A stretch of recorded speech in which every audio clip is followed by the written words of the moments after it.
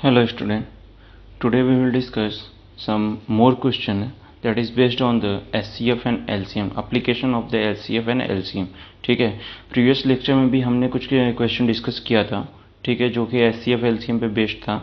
आज भी हम कुछ क्वेश्चन वर्ड प्रॉब्लम जो कि मोस्ट इंपॉर्टेंट क्वेश्चन है और CBSE में फ्रिक्वेंटली ये पूछे हुए क्वेश्चन है, तो यही सब क्वेश्चन वो डिस्कस करेंगे. बाकी रेस्ट ऑफ इससे रिलेटेड क्वेश्चन तो बहुत होते हैं, आप लोग भी अपने से सर्च कीजिए और उसको सॉल्व कीजिए, बट जो मोस्ट इंपॉर्टेंट क्वेश्चन है वो हम यहाँ पे डिस्कस करा देते हैं. ठीक है, तो इस क्वेश्चन को देखते हैं. क्या बोला है? In a seminar the number of participants in Hindi, English and mathematics are 60, 84 and 108. ठीक है, मतलब कहने का क्या सेंस है कि कोई एक सेमिनार है जिसमें कुछ पार्टिसिपेंट्स हैं. किसके पार्टिसिपेंट हैं? हिंदी के पार्टिसिपेंट्स हैं, इंग्लिश के पार्टिसिपेंट्स हैं और मैथमेटिक्स के पार्टिसिपेंट्स हैं, जो वहाँ पे पार्ट ले रहे हैं किसी कंपटीशन में, मान लीजिए. तो वो कितने हैं? 60 हैं, 84 हैं, 108 हैं रिस्पेक्टिवली. बोल क्या रहा है यहाँ पे? क्वेश्चन क्या है, कंडीशन क्या है, ध्यान से समझिएगा इसको. Find the minimum number of rooms required. ठीक, find the minimum number of rooms required if in each room the same number of participant are to be seated. मतलब कम से कम रूम की रिक्वायरमेंट, वो कम से कम रूम बताइए या कम से कम रूम जिसकी रिक्वायरमेंट है, जिसमें कि ईच रूम में सेम नंबर ऑफ पार्टिसिपेंट, यानी सब में कंडीशन यही है कि सब में इक्वल नंबर ऑफ पार्टिसिपेंट को बैठाना है आपको, किसी में कम किसी में अधिक ऐसे नहीं बैठाना है. ठीक है, सब में आपको इक्वल नंबर ऑफ पार्टिसिपेंट को बैठाने हैं. ठीक है, ये इसका कंडीशन है. And all of them being in the same subject. और एक और कंडीशन है कि यदि एक रूम में आप बैठाते हैं तो एक रूम में एक सब्जेक्ट के हों. ठीक है, मान लीजिए कि जैसे मान लीजिए हिंदी के हैं तो हिंदी के एक रूम में हो गए, मान लीजिए 4 लोग बैठ के, तो दूसरे रूम में फिर 4 लोग हो गए, फिर तीसरे रूम में 4 लोग हो गए. ठीक है, तो एक रूम में एक ही सब्जेक्ट के हो, मिक्स करके जम्बल्ड करके आपको नहीं बैठाना है. ठीक है, ये ध्यान दीजिएगा. अब इस चीज़ को समझने के लिए हम लोग, अब ये उतना क्लियर ये क्वेश्चन, तो थोड़ा सा एग्जाम्पल लेते हैं दूसरा, तो ज़्यादा क्लियर समझ में आ जाएगा. ठीक है, यहाँ पे डेटा थोड़ा सा बड़ा है, 60 है, 84 है, 108 है. एक छोटा सा और दूसरा कोई इसी पे रिलेटेड क्वेश्चन समझाते हैं आपको, शायद वो अच्छे से क्लियर समझ में आए. देखिए, जैसे मान लीजिए कि आप 10th क्लास के हैं, 10th के हैं, और आपने अपने बर्थडे पार्टी में किसी को आपने बुलाया, अपने ही सेक्शंस के बच्चों को बुलाया. मान लीजिए 10th के सेक्शन है, A है, B है और C है, 3 सेक्शन है, और तीनों सेक्शन से आपने कुछ बच्चों को बुलाया अपने बर्थडे पार्टी में. ठीक, जस्ट सपोज दैट आपने A सेक्शन से कितना बुलाया? 8, B सेक्शन से 12 और C सेक्शन से 20. ठीक, अब इन तीनों बच्चों को, इन तीनों क्लास के तीनों सेक्शन के लड़कों को आप क्या कर रहे हैं? आप रूम्स में बैठाना चाह रहे हैं, अलग अलग रूम्स में, एक साथ नहीं, अलग अलग रूम्स में. कंडीशन ये है. ठीक है, और एक कंडीशन ये है कि एक सेक्शन के बच्चे के साथ किसी और सेक्शन के बच्चे जो है मिक्स ना हो, ये कंडीशन है. ठीक, और रूम में जो आप बच्चों को बैठा रहे हैं, अपने फ्रेंड्स को बैठा रहे हैं, वो क्या होने चाहिए? इक्वल नंबर्स में होने चाहिए. ठीक है, यानी सभी रूम में इक्वल नंबर्स ऑफ स्टूडेंट या फ्रेंड्स आपके जो है बैठने चाहिए, ये कंडीशन है. तो कम से कम नंबर ऑफ रूम को बताइए कि कम से कम नंबर ऑफ रूम्स कितने लगेंगे. ठीक है, अब ध्यान से देखिएगा इस टाइप के क्वेश्चन को सॉल्व करने के लिए कैसे करते हैं.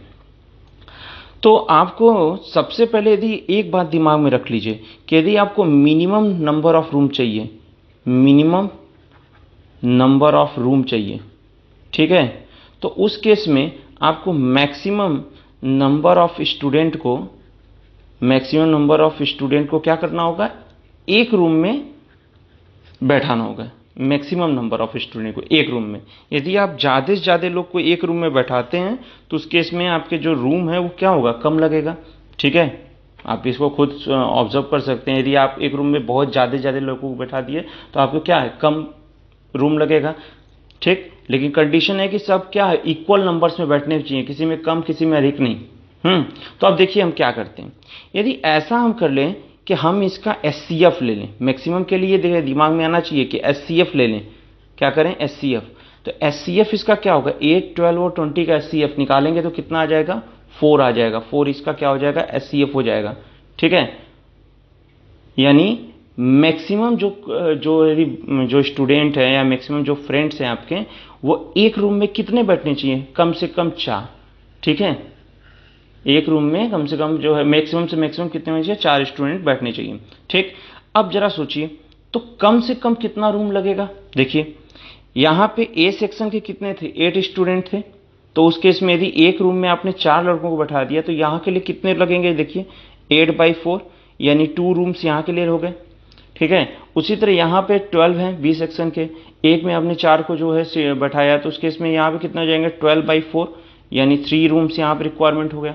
और यहां पे क्या सी सेक्शन के है 20, तो उस केस में 20/4 यानी यहां पे सी सेक्शन के जो स्टूडेंट हैं आपके फ्रेंड हैं, उनको बैठाने के लिए कितने रूम की रिक्वायरमेंट होगी, 5।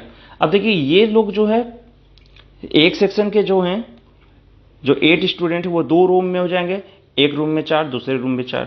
उसी तरह बी सेक्शन के 4-4 करके 3 रूम में हो जाएंगे, और सी सेक्शन के भी 4-4 करके 5 रूम में अरेंज हो जाएंगे। सब में इक्वल नंबर ऑफ जा रहे हैं, और इस तरीके से जो हम अरेंजमेंट करेंगे उसमें कम से कम रूम भी लगेगा अकॉर्डिंग टू कंडीशन, ठीक है। आई होप सो ये बातें क्लियर होंगी। अब ये सिर्फ क्वेश्चन में देख लेंगे तो और थोड़ी बातें क्लियर हो जाएंगी। देखिए तो सेम टू सेम हम यहाँ पे क्या करेंगे, यहाँ पे हम वही काम करेंगे कि यहाँ पे हम सबसे पहले क्या करेंगे, SCF कैलकुलेट करेंगे, और उसके बाद minimum number of room calculate करेंगे।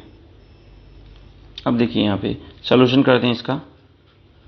If there will be, if the number of room will be minimum, there should be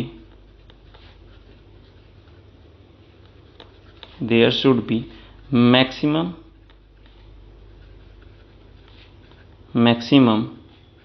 number of student, sorry number of यहाँ participant है, number of participant should be seated in each room, ठीक है। यानी कहने का sense यहाँ पे क्या है कि यदि आपको minimum, if the number of rooms will be minimum, number of room क्या होना, मिनिमम होना चाहिए, तो उस केस में there should be the maximum number of participant should be seated in the each room, एक रूम में कितने अधिक से अधिक होने चाहिए। तो उस केस में हम क्या करेंगे, वी हैव टू कैलकुलेट, क्या करेंगे यहाँ पे SCF हम कैलकुलेट करेंगे, किसके 60, 84 और 108, इसका SCF कैलकुलेट करेंगे, ठीक है। और इसका SCF हम प्राइम फैक्टराइजेशन से कर दे रहे हैं, कोई दिक्कत नहीं है। 60 का क्या होता है, 60 का होता है 2 × 2 × 3 × 5 होता है। इसी तरह 84 का देखिए क्या होता है, 2 × 2 × 3 × 7, ठीक है, दिख नहीं रहा है, 3 × 7 होता है। और इसके बाद यदि 108 का देखते हैं तो 108 है, तो 108 का होगा 2 × 2 × 3 × 3,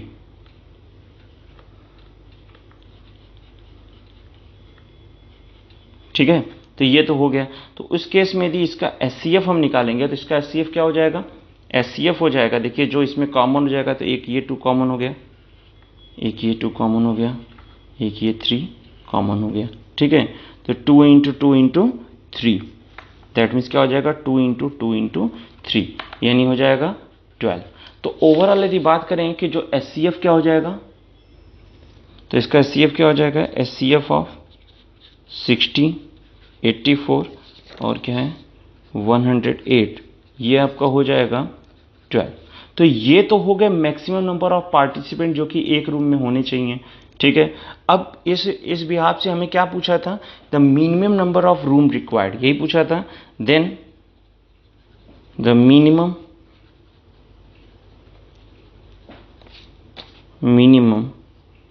number of room required, that's equal to क्या हो जाएगा, number of participant upon SCF of participant, या total number of participant upon SCF of participant. Total number कितने हो जाएंगे यहाँ पे, 60 है, 84 है और 108 है, and that divide by SCF मतलब कितना हो जाएगा 12। तो इसको सॉल्व कर लेते हैं, सॉल्व करेंगे तो आएगा 252 और डिवाइड बाय 12। ठीक है, अब इसको डिवाइड करेंगे कितना हो जाएगा, 12 2 ज़ा एंड 12 1 ज़ा। ठीक है, तो जो नंबर ऑफ रूम्स की, जो मिनिमम नंबर ऑफ रूम की रिक्वायरमेंट हुई, मिनिमम नंबर ऑफ रूम जो लगे वो कितना लगा, हो गया 21। This is your answer. ठीक है, तो ओवरऑल कहने का सेंस है, इस टाइप के क्वेश्चन में जब कभी भी मिनिमम नंबर ऑफ रूम्स रहे, मिनिमम नंबर ऑफ स्टैक्स की रिक्वायरमेंट, बहुत से ऐसे क्वेश्चन आते हैं। ठीक है, तो उस केस में हमें एक रूम में मैक्सिमम लोग को बैठाना होगा। ठीक है, तभी जाके वो कम से कम मेरा रूम लगेगा। तो मैक्सिमम के लिए हम क्या करते हैं, SCF निकालते हैं। ठीक है, और मिनिमम रूम निकालने के लिए टोटल नंबर ऑफ पार्टिसिपेंट से SCF ऑफ पार्टिसिपेंट से हमने डिवाइड कर लिया तो आ जाएगा। ठीक है, चलिए अब नेक्स्ट क्वेश्चन को देखते हैं। ओके, देखिए ये हमारा नेक्स्ट क्वेश्चन है। यहाँ पे क्या बोला है, इस टाइप के क्वेश्चन भी बहुत बार एग्जाम में पूछे जाते हैं। क्या बोला है, find the greatest number of 6 digit का वो greatest number that is exactly divisible by the 24, 15 and 36। ठीक है, यानी वो 6 डिजिट का ग्रेटेस्ट नंबर जो कि इन तीनों से क्या हो, एग्जैक्टली डिविजिबल हो। ठीक है, तो ये क्वेश्चन करने के लिए सबसे पहले माइंड में एक चीज क्लिक करना चाहिए कि 6 डिजिट का जो है ग्रेटेस्ट नंबर होता क्या है। तो ग्रेटेस्ट नंबर ऑफ 6 डिजिट, ये तो सबको पता होगा क्या होता है, 999999। ठीक है, ये जो नंबर होता है वो 6 डिजिट का ग्रेटेस्ट नंबर होता है। अब ये नंबर जरा सोच के बताइए, ऑब्जर्व कीजिए, क्या ये नंबर इन तीनों नंबर से एग्जैक्टली डिविजिबल है? बिल्कुल नहीं है। ठीक है, ये तीनों नंबर, ये जो ग्रेटेस्ट नंबर है इससे एग्जैक्टली डिविजिबल कभी हो ही नहीं सकता। ठीक, तो हमें तो वो नंबर चाहिए 6 डिजिट का जो कि एग्जैक्टली इन तीनों से डिविजिबल हो। ठीक, तो वो नंबर कैसे फाइंड करेंगे, जरा सोचिए। अच्छा, एक बात देखिए, हम ये इंडिविजुअली तो चेक करेंगे नहीं कि जो 6 डिजिट का नंबर है वो इससे डिविजिबल हो, इससे डिविजिबल हो, इससे डिविजिबल, ऐसा तो हम चेक करेंगे नहीं। हम क्या करेंगे, थोड़ा सा यहाँ दिमाग लगाते हैं, तो हमें ये समझ में आ रहा है कि यदि वो 6 डिजिट का नंबर जो इन तीनों से डिविजिबल होना चाहिए, इसका मतलब कि वो 6 डिजिट का नंबर इसके LCM से भी तो डिविजिबल होगा। यदि वो तीनों से डिविजिबल है, इसका मतलब वो इसके LCM से भी डिविजिबल होगा। क्यों होगा? क्योंकि इसका यदि LCM निकालेंगे, लोवेस्ट कॉमन मल्टीपल निकालेंगे, तो वो तो इन तीनों से पर्टिकुलरली डिविजिबल होगा ही होगा। ठीक है, यही वो हम बताए थे इसके पहले ना, LCM का मतलब क्या, लोवेस्ट कॉमन मल्टीपल, और इसका हम लोवेस्ट कॉमन मल्टीपल निकालेंगे तो वो इससे भी डिविजिबल होगा, इससे भी और इससे भी। ठीक, तो हम यहाँ दिमाग लगाएंगे, हम ये करेंगे कि इसका हम सबसे पहले क्या करेंगे, LCM निकाल लेंगे। ठीक, तो वो LCM जो रहेगा उससे तो वो 6 डिजिट का नंबर डिविजिबल होगा ही। ठीक है, तो अब कैसे करते हैं, थोड़ा सा इसको ऑब्जर्व कीजिए, देखिए। ठीक है, now find the LCM of 24, 15 and 36। ठीक है, तो हम इसका क्या करेंगे, LCM निकालेंगे, तो निकाल लेते हैं।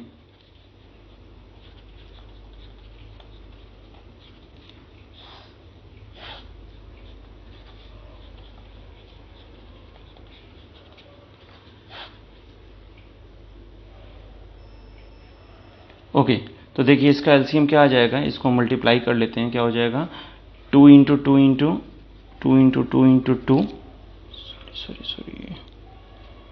Into 3 into 3 into 5।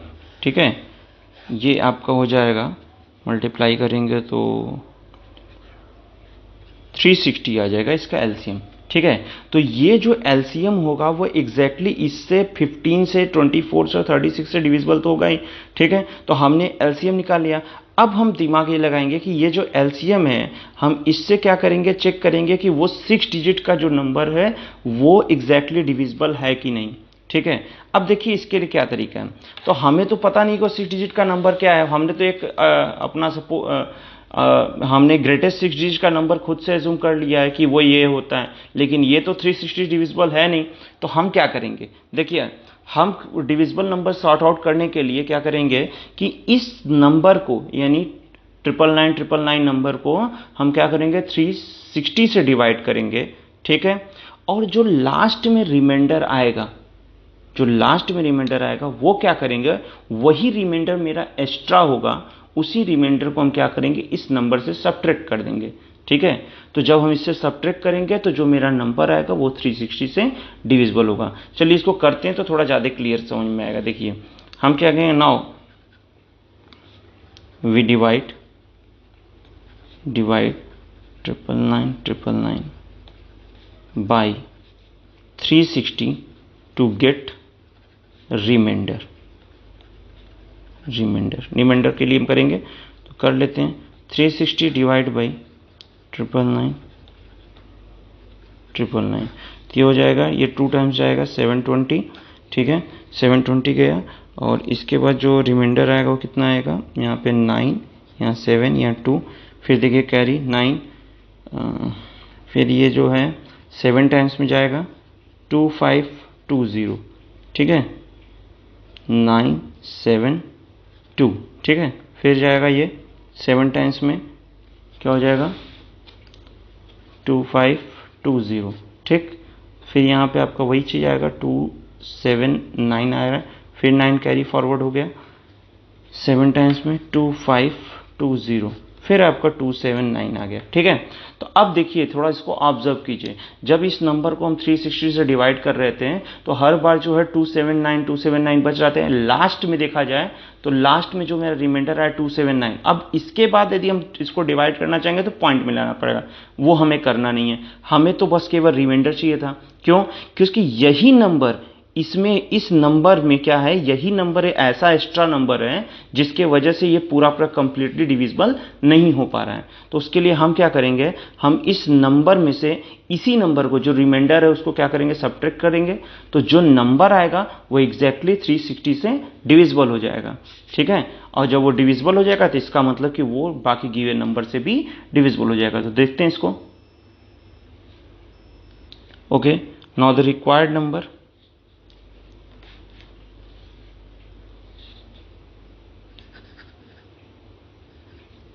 now the required number is equal to, अब रिक्वायर्ड नंबर के लिए हम क्या कि 999 minus reminder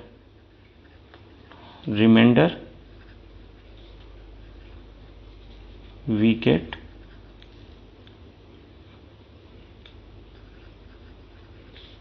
when divide by 360, ठीक है। तो क्या आ जाएगा 999 माइनस जो रिमाइंडर क्या आ रहा था 279 आ रहा था। तो अब इसको आप सॉल्व कर दीजिए, सब्ट्रैक्ट कर लीजिए, तो क्या हो जाएगा 02799, ठीक है। तो ये जो नंबर होगा 999720, ये एग्जैक्टली किससे डिविजिबल होगा, ये मेरा डिविजिबल होगा 360 से। आप इसको चेक कर भी सकते हैं, फर्दर डिवाइड करेंगे तो ये पूरा कंप्लीटली डिविजिबल हो जाएगा, ठीक है। तो जब ये 360 से डिविजिबल होगा तो इसका मतलब जो गिवन नंबर है 24, 15 और 36 उससे भी डिविजिबल होगा। क्यों डिविजिबल होगा, क्योंकि कि 360 ऑलरेडी उस नंबर से डिविजिबल है। तो हम बोल सकते हैं hence 999,720 is greatest 6-digit number which is divisible by 24, 15, 36, ठीक है। तो ये चीज़ है, ठीक। तो चलिए हम लोग एक और क्वेश्चन देखते हैं तो और थोड़ा क्लियरिटी आएगी इस पे रिलेटेड क्वेश्चन भी। हाँ, तो ये क्वेश्चन देखिए, इसमें क्या है कि 6 bells come in tolling together and toll at an interval of 2, 4, 6, 8, 10 and 12 minute respectively. ठीक है, मतलब कहने का क्या सेंस है कि जो 6 बेल हैं वो एक साथ बजते हैं। ठीक है, लेकिन वो 6 बेल, जो 6 बेल्स हैं उनका यदि वो देखा जाए इंटरवल्स की कितने इंटरवल्स बाद बजते हैं, तो क्या है 2 मिनट्स है, 4 मिनट्स है, 6 मिनट है, 8 मिनट है, 10 मिनट्स है और 12 मिनट्स है। ठीक, रिस्पेक्टिवली। इन 30 आवर्स, क्वेश्चन क्या पूछा है, in 30 hours how many times do they toll together. ठीक है, यानी कहने का मतलब है कि 30 घंटे में वो कितनी बार बजेंगे। ठीक है, तो यहाँ पे एक बात देखिए, यहाँ पे ये जो डेटा दिया हुआ है, यहाँ पे डेटा कोई बहुत ज़्यादा डेटा दिया हुआ है, 2 4 6 8 10 12 है। तो इस चीज़ को हम समझने के लिए एक छोटा सा एग्जाम्पल लेते हैं, तो उससे थोड़ा ज़्यादा क्लियर समझ में आएगा। देखिए, हम क्या लेंगे, जैसे मान लीजिए आपके पास 2 टॉयज़ हैं। ठीक है, और दोनों में आवाज़ आती है या फिर वो अलार्म कुछ साउंड वो क्लिक करते हैं, साउंड उसमें आता है। और दोनों टॉयज़, मान लीजिए आपके पास टॉयज़ ए है और टॉयज़ बी है। ठीक है, टॉयज़ ए जो है हर जो है 4 मिनट बाद जो है वो उसमें आवाज़ निकलती है। ठीक है, या वो अलार्म देता है, हर 4 मिनट बाद वो अलार्म देता है। और टॉयज़ भी जो है हर 10 मिनट बाद जो है अलार्म देता है। ठीक है, तो उस केस में यदि बोला जाए आपसे कि ये एक साथ ये कब बजेंगे। ठीक है, एक साथ कब बजेंगे, कितने मिनट बाद बजेंगे, तो हम क्या करेंगे, simple we have to take the LCM.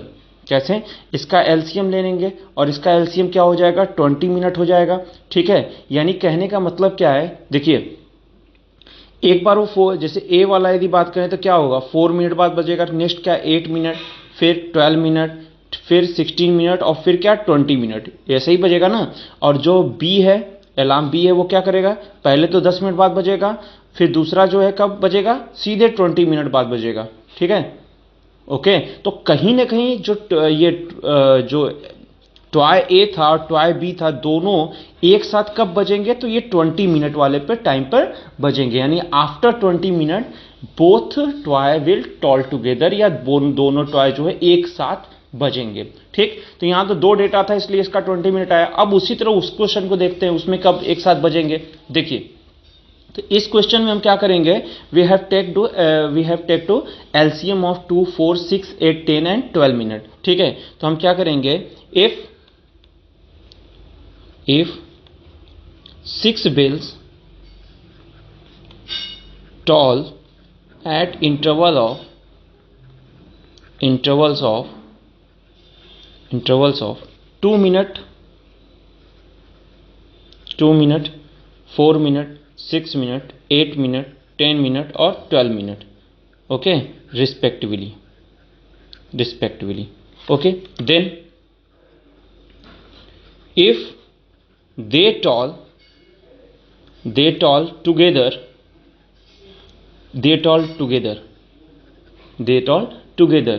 then we have to take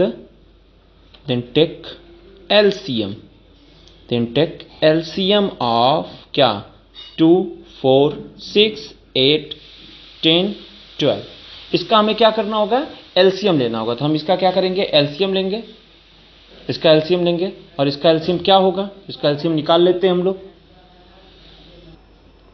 ठीक है, इसका निकाल लेते हैं। तो इसका जो एलसीएम है आप लोग कर लीजिएगा, इसका एलसीएम जो आएगा वो आएगा 2 × 2 × 2 × 3 × 5। ठीक है, मैंने इसको ऑलरेडी कहीं कर लिया है। तो इसका जो एलसीएम इतना आएगा, कितना होगा, 2 2 4 2 8 8 5 40 43 120 मिनट। तो कहने का मतलब क्या है कि ये जो तीनों बेल, सॉरी, ये इतने जो 6 बेल हैं, ये 6 बेल जो है आफ्टर 20 मिनट, यानी 20 मिनट बाद एक साथ फिर से बजेंगे। ठीक है, तो अब जरा इसको सोचते हैं। अब इसके बाद का जो क्वेश्चन, उस पर हम लोग थोड़ा फोकस करते हैं। ये तो हो गया 20 मिनट का मतलब क्या होता है, 2 आवर्स होता है, ये भी समझ लीजिए। 20 मिनट का मतलब 2 आवर्स हो गया। ओके, तो इसके बाद का क्वेश्चन क्या है, इसके बाद का क्वेश्चन है, in 30 hours how many times do they toll together. ठीक है, यानी आफ्टर 30 घंटे में, सॉरी, इन 30 घंटे में ये एक साथ कितनी बार बजेंगे। ठीक, तो बस ऐसे दिमाग में रख लिए, यदि 2 घंटे में हर 2 घंटे में एक साथ बज रहे हैं, हर दूसरे घंटे में एक साथ बज रहे हैं, हर दूसरे घंटे में एक साथ बज रहे हैं, तो 30 आवर में कितनी बार बजेंगे। ठीक है, 30 आवर में ये देखा जाए, देखते हैं कितनी बार। ओके, तो देखिए तो यदि हम देखें नॉर्मली, यदि हम सोचेंगे इन 30 आवर दे टॉल टुगेदर, तो एक बात आप लोग के दिमाग में एक चीज आएगा कि 30 आवर में तो जाहिर सी बात है भाई 15 टाइम्स हो जाएगा। क्यों? क्योंकि 30 आवर्स को हम डिवाइड कर देंगे 2 आवर्स से, तो कितना आएगा?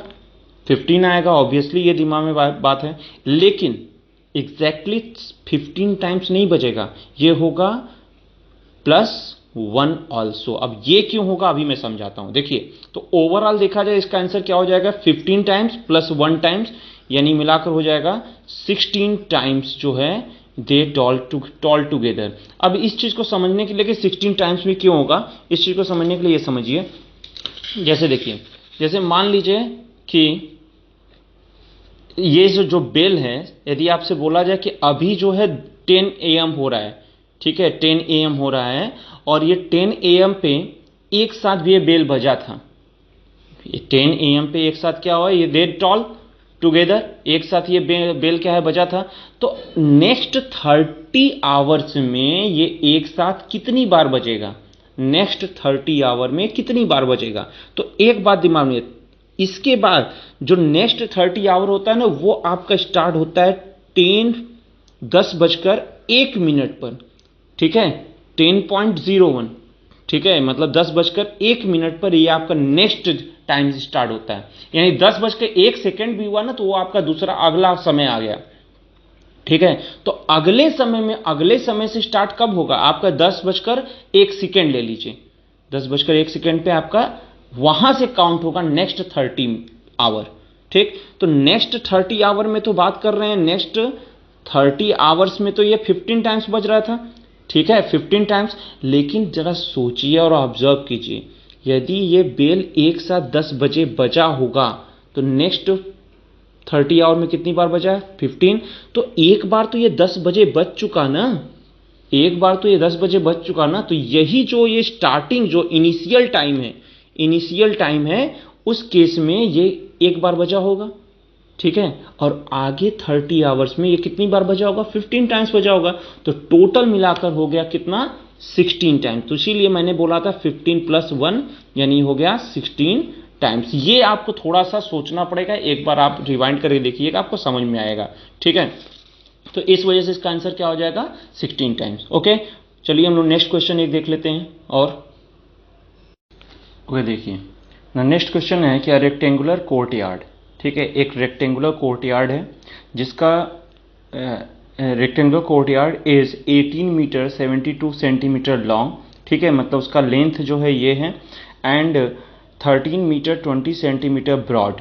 Okay, it is to be paved with square tiles, ठीक है। बोला गया है कि एक रेक्टेंगुलर कोर्टयार्ड है जिसका लेंथ ये है और ब्रेथ ये है, इसको पेव्ड किया गया, मतलब इसके ऊपर टाइल्स चिपकाया जा रहा है, और वो टाइल्स कैसा है? स्क्वायर टाइल्स है। ये एकदम क्लियरली दिया होगा स्क्वायर टाइल्स है, ठीक है, मतलब उसका दोनों साइड इक्वल होता है, ठीक। Find the least possible number of such tiles, ठीक है। तो क्या पूछा है? तब उस केस में जब उस पर टाइल्स चिपकाया जाएगा तो ये बताना कि कम से कम कितना टाइल्स लगेगा, ठीक। तो जरा याद कीजिए, एक हम क्वेश्चन इस पर डिस्कस कर चुके हैं कि पार्टिसिपेंट थे, ठीक है, और उन्हें रूम में क्या करना था, हमें एडजस्ट करना था या सीट बैठाना था। तो इस केस में कम से कम रूम कितने लगेंगे, बिल्कुल वैसा ही क्वेश्चन ये है, ठीक है, एक बार वो देख लीजिएगा, कुछ वैसा ही क्वेश्चन है, ठीक। अब चीज़ों को समझने की थोड़ा कोशिश कीजिएगा। देखिए पहले इस चीज़ को समझते हैं। देखिए यहाँ पे क्या है कि बोला गया है कि एक रेक्टेंगुलर कोर्टयार्ड है, मान लीजिए रेक्टेंगुलर कोर्टयार्ड है, ऐसा कुछ रेक्टेंगुलर कोर्टयार्ड है आपके पास, जिसका लेंथ दिया है 18 मीटर 72 सेंटीमीटर, ठीक है। अच्छा ठीक है, इसको हम सेंटीमीटर में बोलेंगे, टोटल सेंटीमीटर में हो जाएगा, तो ये क्या हो जाएगा? 1872 सेंटीमीटर, ठीक है। और जो इसका ब्रेथ दिया था वो दिया था 13 मीटर और 20 सेंटीमीटर, मतलब हो गया 1320 सेंटीमीटर। ये तो सिंपल सी बात है, ये आपका ब्रेथ हो गया और ये क्या हो गया? लेंथ हो गया। ये कोर्टयार्ड का है।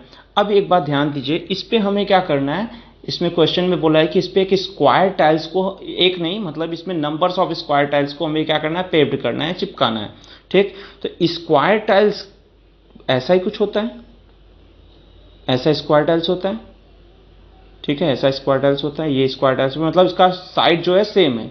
ठीक है, ये आपका स्क्वायर टाइल्स हो गया, ऐसे ऐसे करके। ठीक है, ये स्क्वायर टाइल्स है। तो बोल रहा है कि इसमें नंबर्स ऑफ, कम से कम नंबर्स ऑफ स्क्वायर टाइल्स कितने लगेंगे, ये आपको बताना है। ठीक है, ये बात दिमाग में रख लीजिए, ऐसे ही आपको करना है। ओके, अब देखिए एक बात समझ लीजिए, जो रूम वाला था कंडीशन बिल्कुल ऐसा ही है। क्या है इसमें, आपको ये खुद से सोचना पड़ेगा कि हमें यदि इसमें कम से कम स्क्वायर टाइल्स की रिक्वायरमेंट चाहिए, यानी कम से कम स्क्वायर टाइल्स लगे यहाँ पर, उसके लिए सबसे पहले हमें ये चाहिए होगा जो एक स्क्वायर टाइल्स है वो मैक्सिमम लेंथ का होना चाहिए, यानी ये ज़्यादा से ज़्यादा लेंथ का होगा और इसको कंप्लीटली एक लाइन को कवर करेगा। ठीक है, ज़्यादा से ज़्यादा लेंथ, मैक्सिमम लेंथ का जो है एक स्क्वायर टाइल्स होना चाहिए। तो हमने बताया था कि जब ऐसा मैक्सिमम लेंथ का स्क्वायर टाइल्स निकालना तो उस केस में आपको इस लेंथ का, यानी ये जो दिया है लेंथ और ब्रेथ, इन दोनों का हमें क्या निकालना होगा, एचसीएफ निकालना होगा। ठीक, जिससे कि ये जो स्क्वायर टाइल्स आएगा उसका मैक्सिमम साइड पता चल पाएगा, इसका मैक्सिमम साइड कितना होना चाहिए।